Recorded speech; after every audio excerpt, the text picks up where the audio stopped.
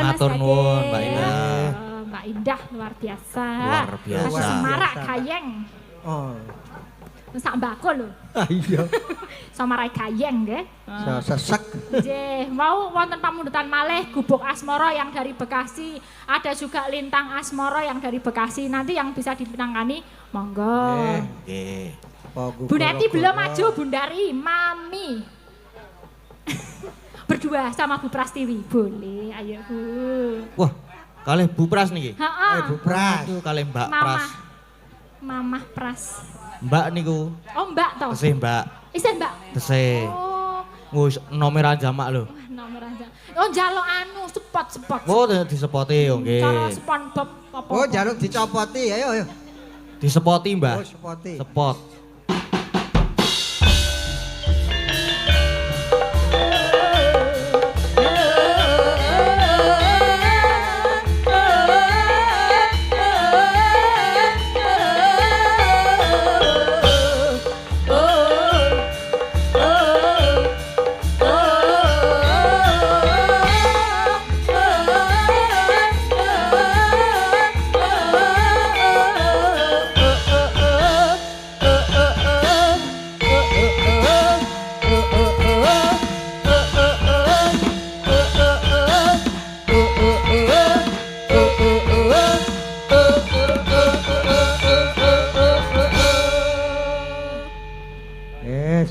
Yang Ayo Pras. disapa Mas Gading. Selamat malam, Bro. Selamat malam, Mbak Bro. Wah, Jan.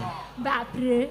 Wah, saya suwe saya bagus. Ayo. Saya ganteng, saya geleleng. Terus Ngejak pacar. terus Wis ngono wae. Oh, kok, lak gak iso tau ono. gitu. Kayak Bu Prastiwi. Ya nggih. Selat saya tua. Wah, iya. Tuwa umure. Ayo. Kon kekarepan ora. Padha. Iya ora piye-piye. Oh ya. Nek kowe kayane wis lungkrah ta? Wah, wis ora. Ora iso piye to piye? Gua aku wis gak main. Ayo. Sing gak main sing ndi? Pak nganu, Pak Mas ono. Ya kurang rasa. Apane? apane? Tenagane. Oh lah iya. Nggih. Ata? Sesuk nek Soale wis ra iso penekan. Sing dipenek sapa? Gendeng. Oh, aku sok kleru topo. Ayo kok nampani sing kleru-kleru kok. Napa Mbak Elisa? Monggo ada Gubuk Asmara wonten, ada Lewong, ada Lintang Asmara. Gubuk Asmara mawon. Wah, Karo Liwong ngono lho. Penontonnya do njaluk Liwong. penontonnya do nyun liwung. Tes. Karena ini 2 orang jadi 2 puteran. Oh. Nekat. Oh. Nekat. Mergo wong loro ya wong loro. Lah nggih ning sanggo bareng. Ora apa-apa wis sanggo bareng kono. Nek kesel-kesel bareng. Oh, ngoten nggih. Penak-penak bareng. Penak bareng. Ketoke kok mboten nek bareng. Nek penak ketoke mboten. Wis rasa ngomongke bareng lan urane gek nembang wae. Panjenengan malah longgah ngoten. Ayo wis ra kuwowo. Wah. Ha telu Ya boko siji. Hah? Boko siji. Yo monggo. Langsung napa Langsung mawon nggih. Langsung mawon. Langsung nggih Mas Gading. Nderek. Langsung nggih. Nah. Oh, nggih langsung mawon. Wah. Oh. Entuk muah Mas Gading. Ana sik cemburu lho, Bu. Ya ora anak wedok mboten cemburu to, Mbak. Walah, niki cah anteng alim kok. Lim. Alim. Lim. Persis Mbah Sehono ya. Nggih. Persis alim. Ale mantep. Mergo aki loro sesuk nek wis nganu nglidik. Lah ya kuwi. Monggo Gubuk Asmara nggih Mas Keswan. Mas Mas Lika. undang Mas. Langsung kan nggih cara seragenan mawon sing langsung gayeng tublak-tublak. Blak kuntak. Yuk. Saiki sadurunge sing kepapat bait keempat. Kudu siap-siap dulu. Iki soalnya ono ah-ahe ya. Lik coba dikendangi iki mau. Catetan lat bagian cekak glipang, Mbak. napa nggih? Ora kok. Glempang. Glempang apa, Pak? Ora. Oh. Ngepaus ngene iki lho carane paus. Engko njok joget meneh. Ya pinter dekne ya. Heeh. Sok delok gareng. Ah. Ayo dijajal sak ah-ahe. Ah piye? Wah, ya Lik coba nek dikendangi terus ngono adegan ngono coba Coba aku suwe ra ae, enggak iso ra. Lah iki didelok ning kene iki coba Lik ayo kendangane Lik. Iso. Ya joget piye? Ngono ki lho. Ayo coba. Yo. Bubras. Yo. Bunek Kayak sih. aku sih kayak ya.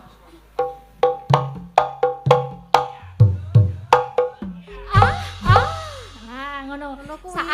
Ayo Bu coba Bu. Oh Neti sih guys, Neti Sulandari Bu Neti coba. Kayak ngapa Bu Neti? Apik kowe. Ayo.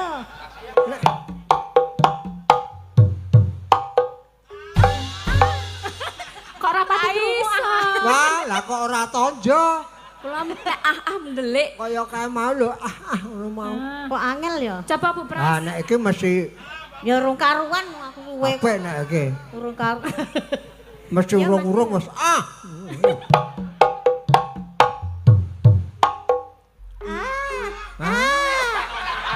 Yes, Ora pas ya. yes. Mas Gading ora pas mbok tak pasne le. Kepuju. Yo, coba yo. Heh? Coba. Coba meneh. Yo. Coba Mas, coba pasno kowe. Loh, Kok mak keok-keok iki Piye mau? ya? Kok muni mak keok-keok iki ngendi Bu? Kene. Heeh, mak klok-klok. Coba mburi bareng tong papat bareng. Yo, karo Bareng. Dodo. Ayo Kak, ika iso kok. Yo. Yo.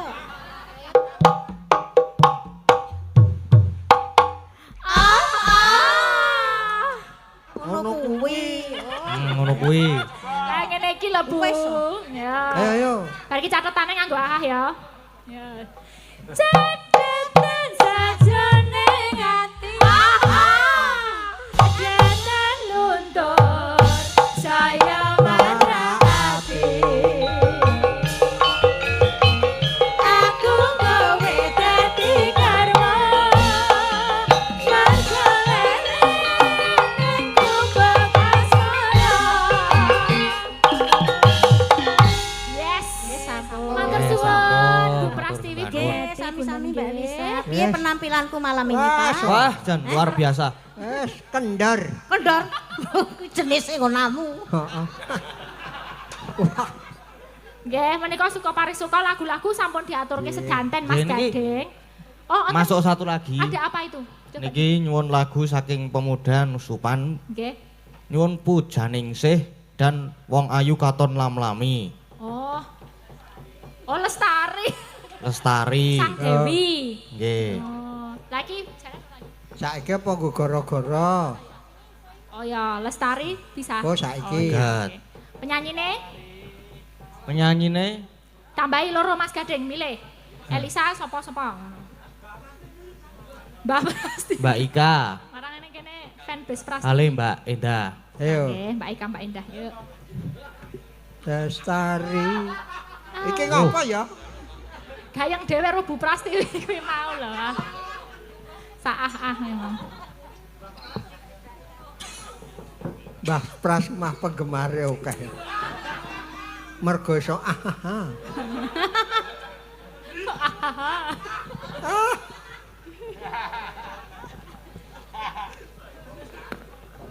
Ya, iki berarti judulnya Lestari ya. Lestari. Lestari. Sang Dewi Katon Nglamlangi. Bersama Warga Laras dan kolaborasi Mas Lika. Yuk. Oh, saya lagi persiapan. Lagi. Ya, ke Mbak Indah, Mbak Ika, aku aku I Ah. Iya. Kok dadi iya to? Ya. Aman? Oke, Suwun Mas Gading, menika Oke. sampun disendikani sedanten. Suwun. Ya, matur banun. Apa jenengane? Pripun Oh, Mas Gading? Ngaten nggih Mbah niki. Lakone tesih dawa niki Mbah. Oh, nggih, pun lajengaken lampahipun, nggih. Oke, ingkang dereng dimenangkani teng Goro-Goro. Oh, nggih. Nggih. Nggih, monggo Mas Gading. Nggih matur sembah nuwun nggih, Mbah Nggih, Yono. sami-sami Mas Gading. Wah, Nggih. besok saya top pokoke. Amin, matur sembah nuwun. Nok, piye, Mak? Iki lakone isih dawa banget lho, Nok. Ya wis ayo, Mak, gek diteruske lakone. Heeh, ayo gek diteruske lakone, Nok. Gandang-gandang janjam kuning sarentek semara dono bunga-bunga yen binopong ulate sodo mbelalak wajahnya esmu mancal esemelir napas madu wong ireng sinangga rukma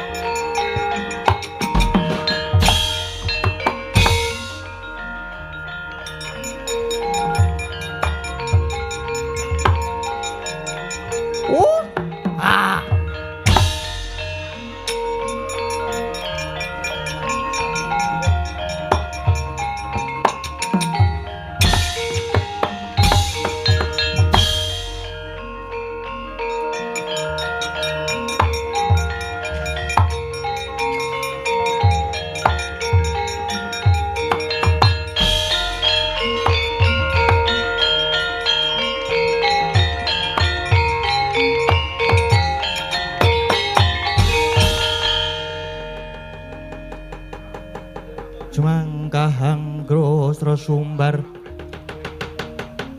Getar-water lindu bumi kunjing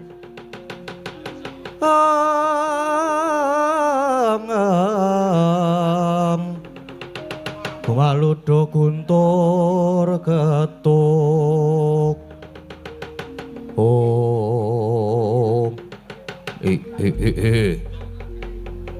Ngatos sumengklung nanggen kula nengga rawuh paduka Kanjeng Deoji lajeng cumadong dawuh sinuwun nadyan kula inggih cumadong dawuh sinuwun kula inggih cumadong dawuh sinuwun Patih Kala Kridaksa lan para wadya bala kabeh wae inggih kula lega rasane atiku bawane wis kelakon sing dadi sedyaku nggonku kepengin suwita ana ngersane Sang Prabu Duryudana wis dinampa karo Prabu Duryudana nanging aku kudu saguh dadi jagoning para Kurawa supaya nyernake sing dadi kliliping Kurawa ya kuwi para Pandhawa Patih mongko sejatine Pandhawa ki jane klebu dadi mungsuhku merga wong tuaku ya Sudarmaku Swarga Prabu Hamsaraja lan Prabu Dimbaka nalika semana sedasya dening para Pandhawa jaman ana lakon ya kuwi lakon Pandhawa ngadani saji Raja Soya nanging Pandhawa nalika semana ora tumindak dhewe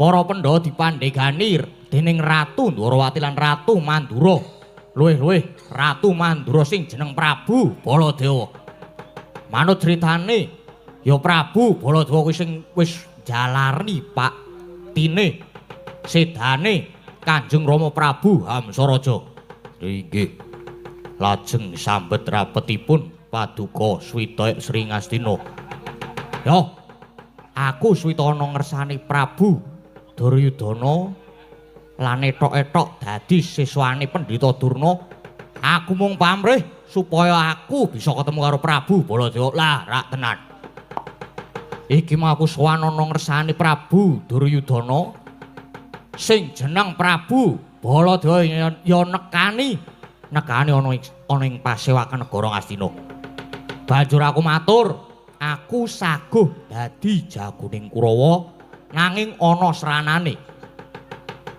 ya kuwi alun-alun negara Ngastina kudu ditumbali Ratu Ulseseta utawa Ratu Bule. Mongko ratu sing bule iki ya Prabu Baladewa kuwi dheweke sajahe krasa wusana Baladewa banjur nesu-nesu nantang karo aku. Ati iki wancine prayoga kanggo males wirang durung lega rasane ngatiku yen durung kelakon nguntapke nyawane Prabu Baladewa. Nggih. Lajeng keparengipun kados pundi sinuwun. Saka pandugaku iki Baladewa mesti ora ijen dawuhna kabeh wadyabala supaya tata-tata mangsa borong lehmu ngrampungi wadyabalane Baladewa yen Baladewa sing maju mengko aku sing methuke. Nggih ngestakaken dawuh nyuwun pamit sinuwun rahasia kesuwen wadyabala kabeh wae kebat mangkata.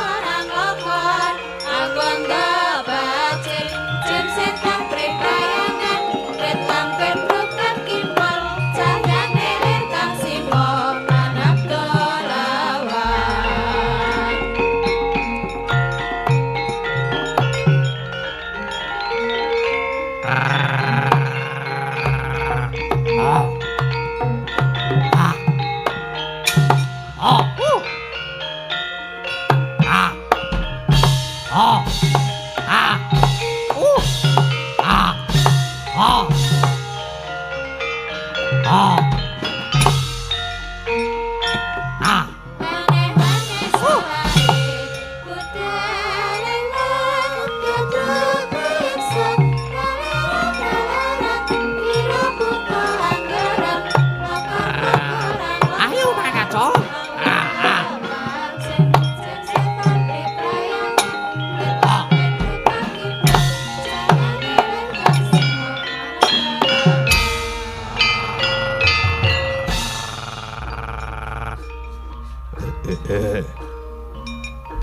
Ah. Ah. Ah. Oh. As. Ah. Ah. Oh. Ah. Ah.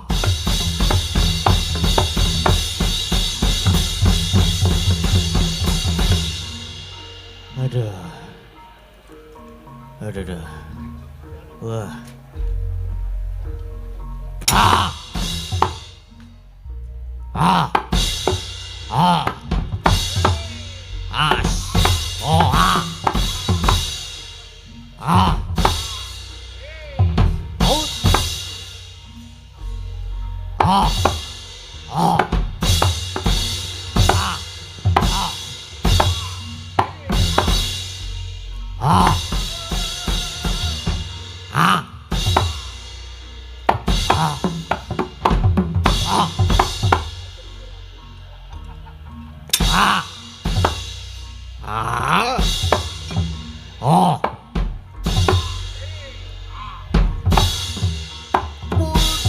Waduh. Ah. Oh.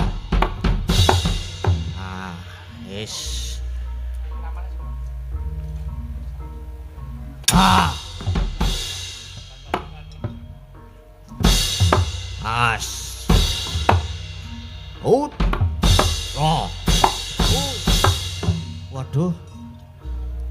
Ah. Oh. Ah. Ah. Iki kok akeh banget to. Ah. Ah. Was. Ah. Ah. Ah. Ah. Ah. Oh.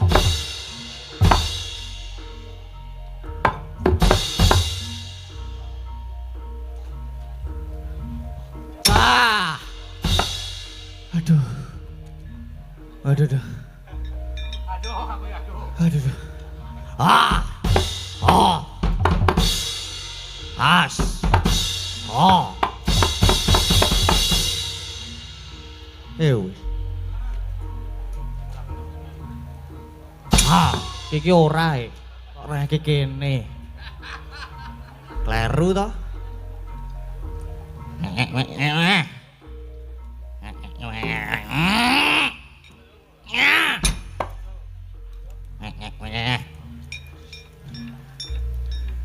Awas. Mun. Ah. Nhúc nhas. Nhúc nhas. Ê. Ê. Ê. Ê.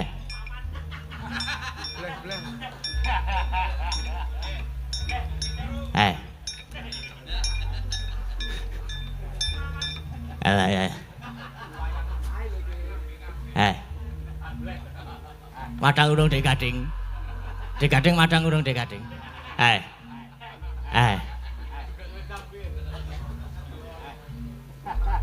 Elisa teko urung Elisa Degading. Ê.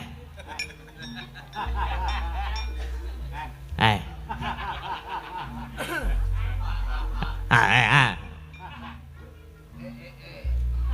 Ah. Seneng aku.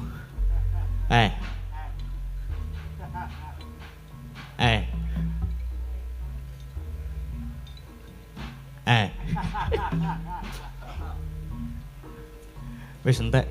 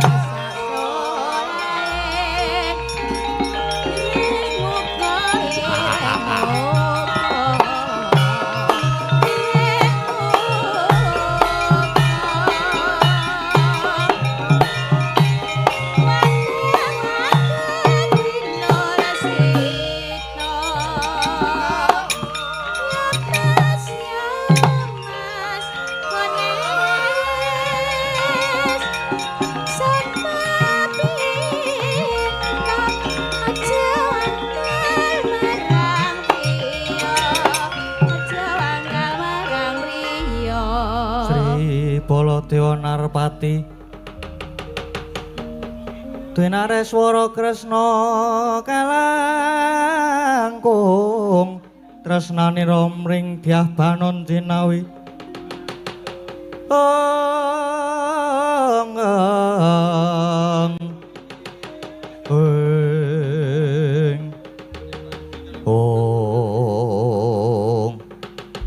Duh Rama Prabu ngantos sumengklungen anggen kula nengga wonten sak jawining pagelaran negari Ngastina lan cumadung dawuh dene wonten dene mboten kados padatan menika Rama Prabu rawuh wonten negari Ngastina kepareng nganti dhateng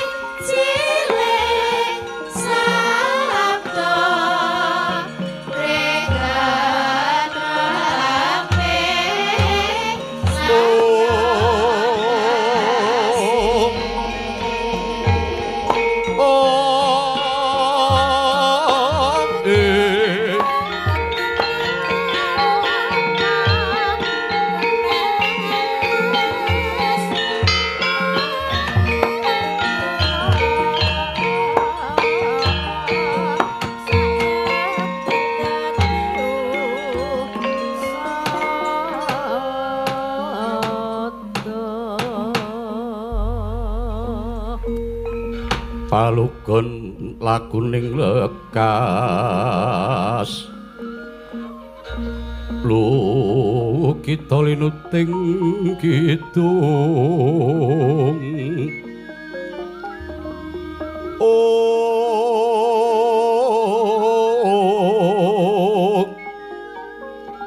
kadung kadereng hamomong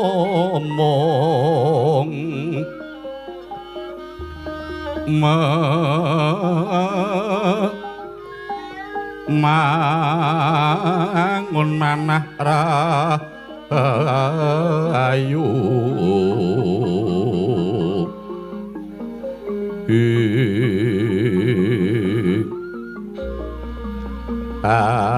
ayo hono tanah golong gumolong manadukara karna nira hangapus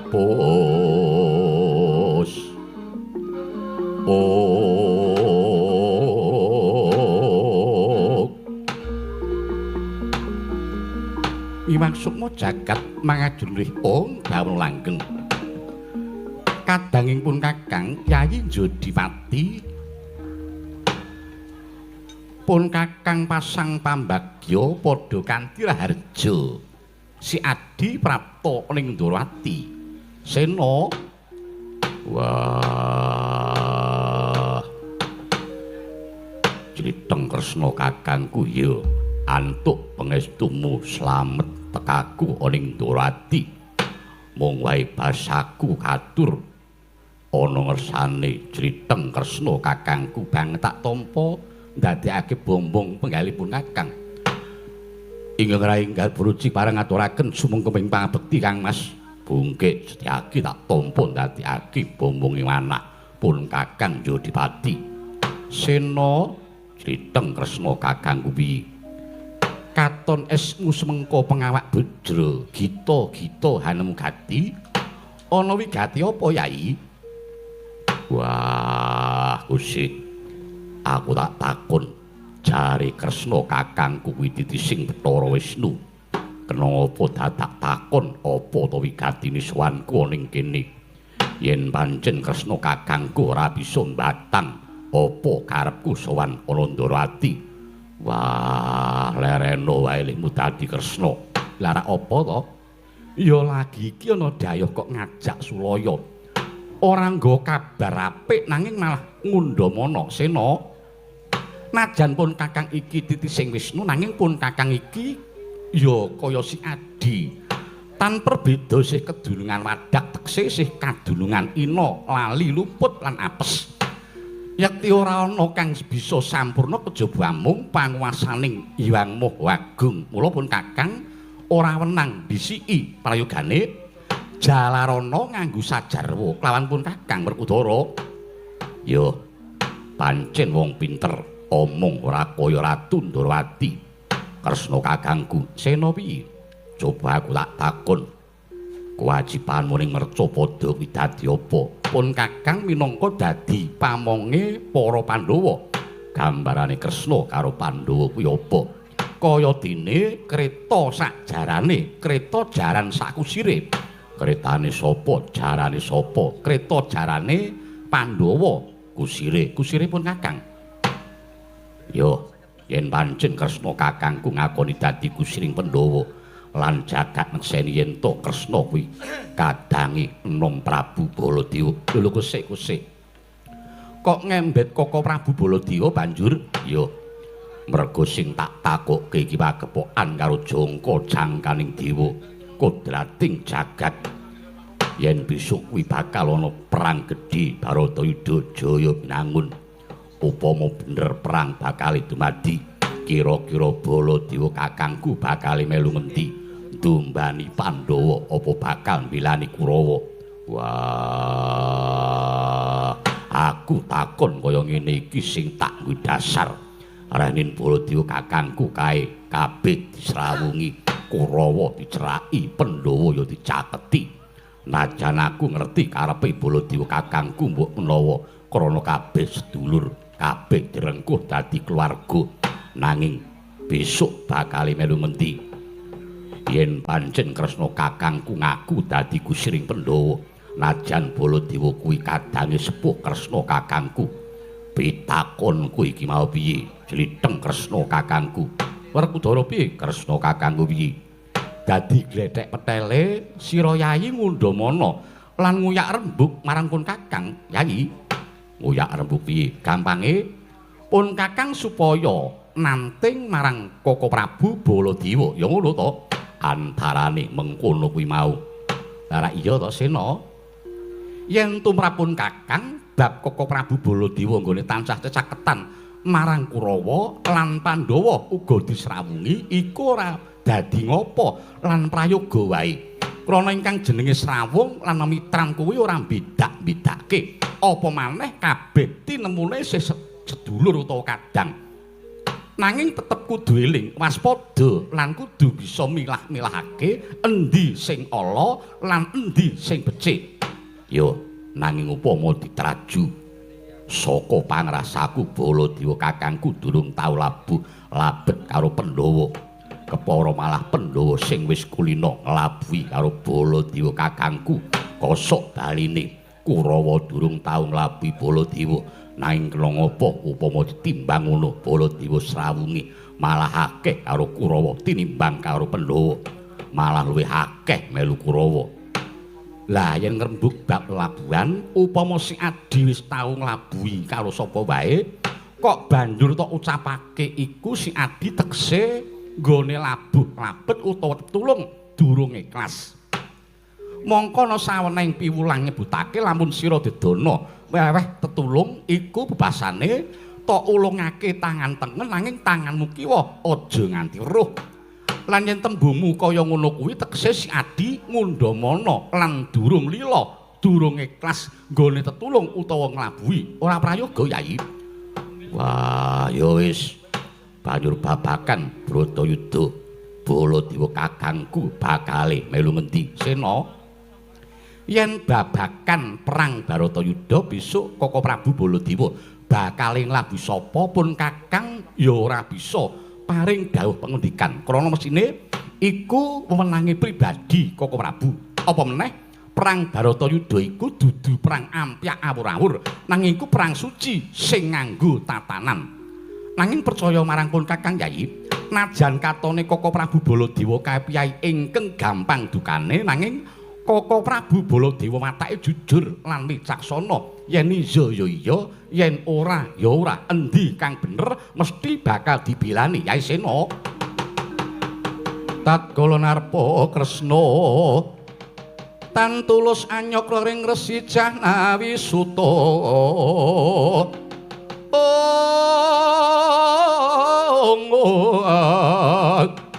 Kan munggah kalihira ing rata. mangsuli saros ngajeng Prabu Baladewa ingkang ketaman pusakanipun Prabu Surya Gupala ngantos kendang kapracendang kuntal kaprapal jawah wonten negari Ndarawati saengga cipta renggane Yayi Prabu Kresna aja kaget pun Kakang Ing Prabda Yayi.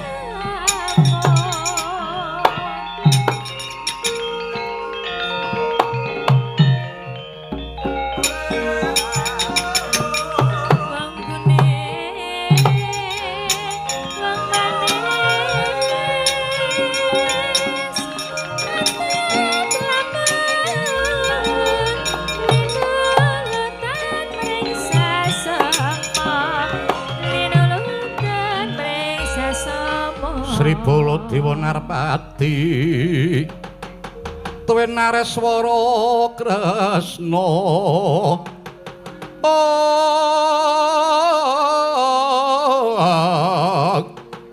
kalangkunging tresnani rumring Dyah Banon Cinawi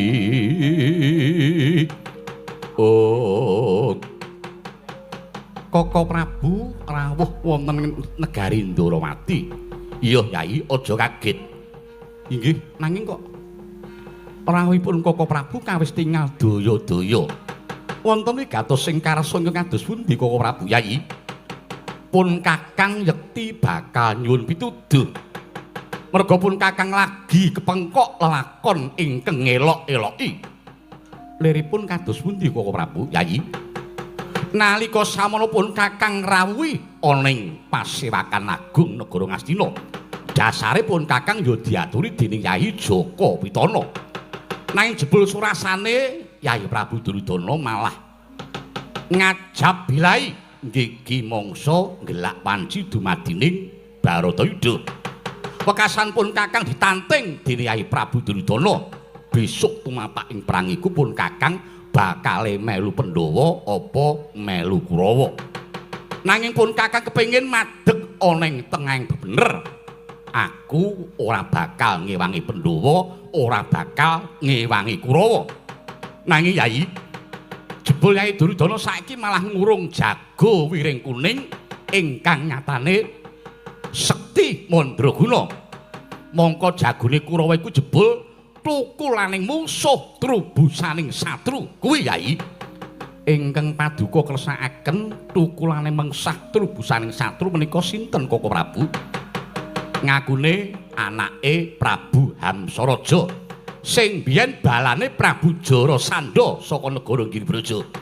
Hamsaraja kuwi sing tak pateni nalika semana lakon sesaji Raja Suya. Mula kang saka iku Yayi, ana lakon kaya mangkene prayogane piye Yayi? Pun Kakang pernahno upama pun Kakang madeg ana ing tengah bebener, pun Kakang banjur kudu piye Yayi Kresna? Handhik Bima kena sayaka Sudibya sawara-wara Mbak Umbul gadanira pitung gedhe. Wah, mengko dhisik Baladewa kakangku. Aku leh nyambung perkara iki apa ora? Lho, piye Sena? Malah sisan gawe mumpung si Adi uga ketemu eneng kene. Baladewa kakangku, apa kowe kuwi ora jeneng gutuk lor kena kidul, maling alok maling ngono kae. Lho, sing mbok karepake piye Werkudara? Adat ingkang wis-wis Kowe kuwi durung tau nglabuhi karo para Pandhawa.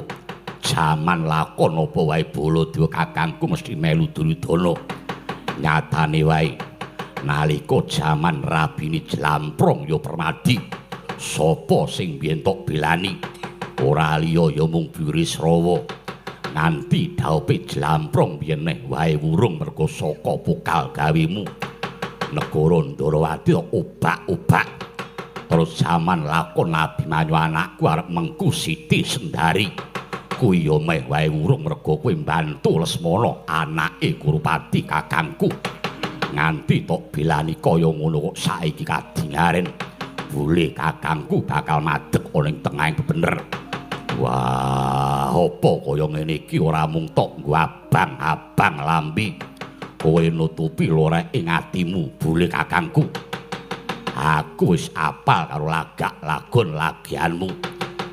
Yen pancen kowe arep ngrewangi wong Kurawa kana ngiwangono. Yen kowe arep ngrajangi karo Duryudana kakangku kana ngrajangono. Nanging kowe ora kena. Ora perlu dadak wadul karo Kresna kakangku. Padune yen kowe wadul karo Kresna kakangku, aku ben krungu iya ora. Wah, upamane wong Kurawa saiki duwe jago, Werkudara ya ora blereng, Werkudara ora sulat. Yen perlu ana Baladewa sing dadi jagone Kurawa, aku ora lirik. Wah, iki piye to? Wah.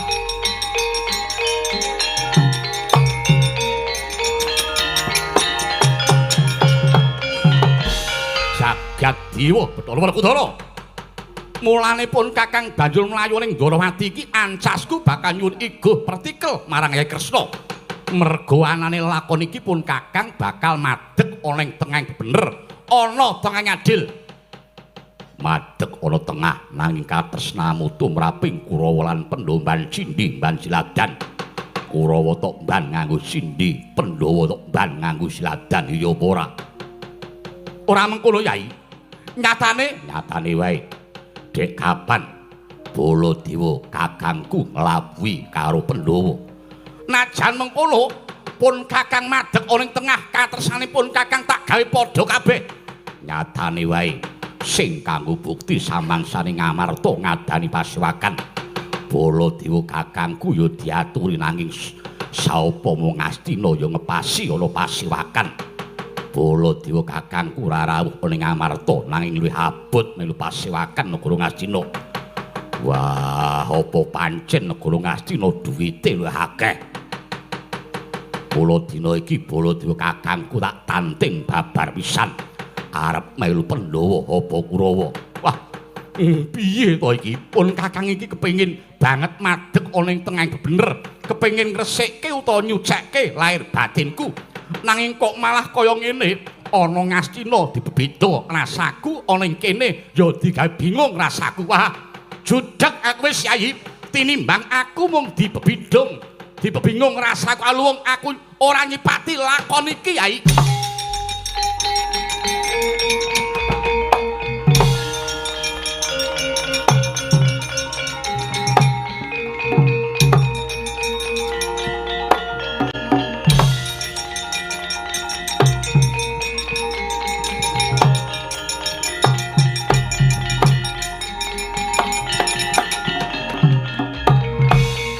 Sena Jriteng Kresna kakangku piye?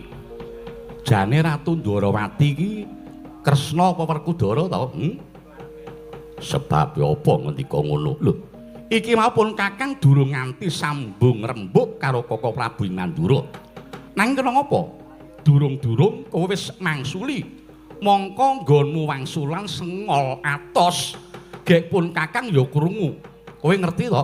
Aku ki sedulure Prabu Baladewa. Nek pancen Kresna kakangku ora trima, gandeng Kresna kuwi dulure enom. Nek arep ngewangi sisan, aku ora wedi. Lah arep apa to? Kresna kakangku, aku wis hafal lan miteni karo lagak lagon lagiane Baladewa kakangku piye. Sena, pun kakang rak wis nate ngendika to. Wong ala kuwi selawase ora bakal ala terus. Wong apik iki kala mangsane ya mesti ana cacate. Ewadene Dimas Werkudara iki mau gebacut nggone ngundhamana marang Koko Prabu ing Mandura. Lah yen Koko Prabu bakal ngresiki penggalihe nanging iki mau malah banjur tok undhamana apa malah ora ngrubuhake utawa mbubrahake penggalihe wong tuwa. Ora coba. Upamane Koko Prabu Mandura iki mutung tenan piye? Wah, mutung ya rasa nganggo Baladewa ora apa-apa. Lah rak malah kaya cah cilik to. Aja mengkono Yai, pun Kakang sing gondeli marang waton. Najan dikaya ngapa ya Di? Koko Prabu Mandura kae kadangku sepuh. Ya senajan akeh ingkang padha ngarani yen bab kepinteran pinter Kresna, nanging aku ora rumangsa pinter. Sabab aku darbe kabisan kaya ngene iki awit saka peparinging Gusti. Dadi yen keparinging Gusti mau wis nemtokake marang keringkianing Kresna, kasektenku iki ya wis ora ndayani apa-apa. Mula aku wajib ngajeni marang Koko Prabu Mandura. Yo, aku manut sing mbok karepake.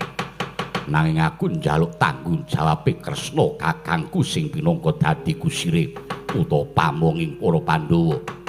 Ya Sena, pun Kakang ora bakal selak lan ora bakal kabutan. Wis aja semlang. Nanging pun Kakang ya ora bakal negake marang Koko Prabu Mandura.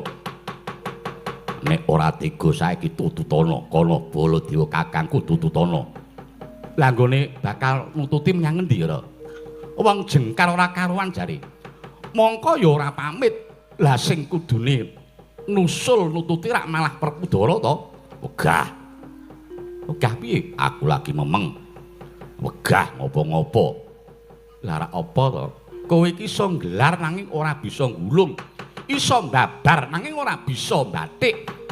Candak kurang cunduk, tandang kurang tanduk. Ora wurung ya pun Kakang to. Kuwi jenengane legan golek momong wis ayo. Nungka tindake Koko Prabu. Ya wis tak dherekake saki. Wonten dawuh Koko Prabu. Ayo nderek pun Kakang. Monggo kula dherekaken Koko Prabu.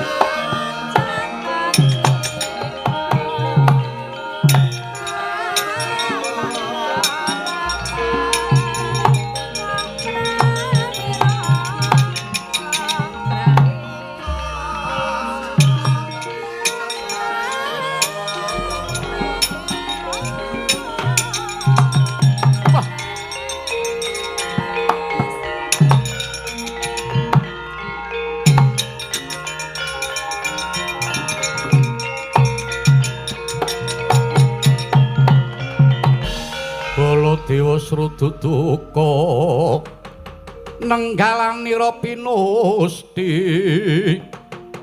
hambeg humapak rananggana jagat dewa Bathara Pah iki lelakon apa ngumpul karo Kurawa ya dibeda rasaku ngumpul karo Pandhawa ya dibidhong rasaku. Mongko niatku ya arep madeg ana ing tengah ora mbelani Kurawa, ora ndombani Pandhawa, kabeh tak rengkuh. Kurawa ya dulurku, Pandhawa ya kulit dagingku. Wah, kanyata wong arep golek meneping rasa ki angel. Angel. Ya. Yen ngono, aku bakal golek pepadang. Baladewa sedya sesuci, Baladewa sedya gayuh wahyuning katentreman. Ora neja kondur praja lamun durung antuk pepajar.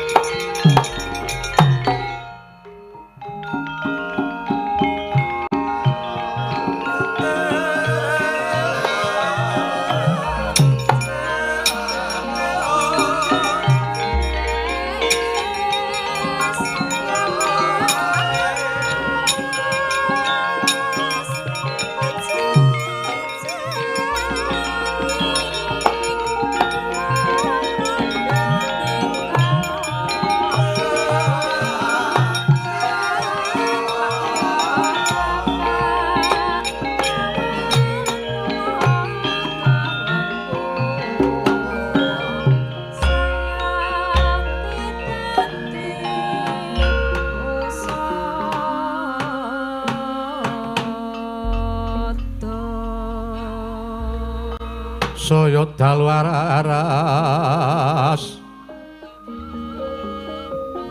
abyor lintang kangku medhap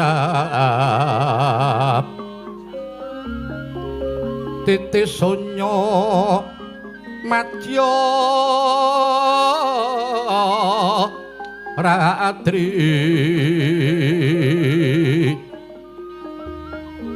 lumrang gandaning pus pita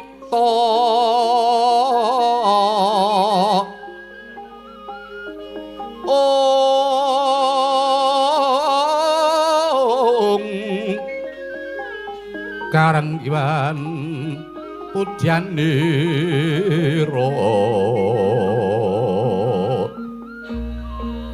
lir swaraning matu pranto manungsung sarining kembang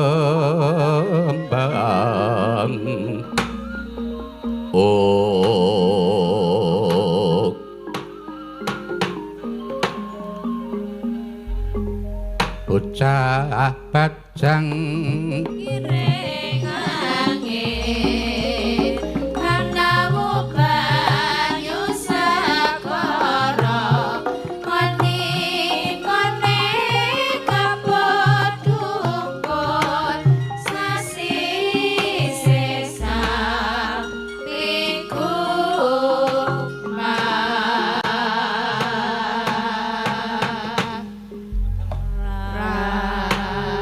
triwat kata tunda yen piti ulamu benda patu pate ulalana dan tunggang tak tunggang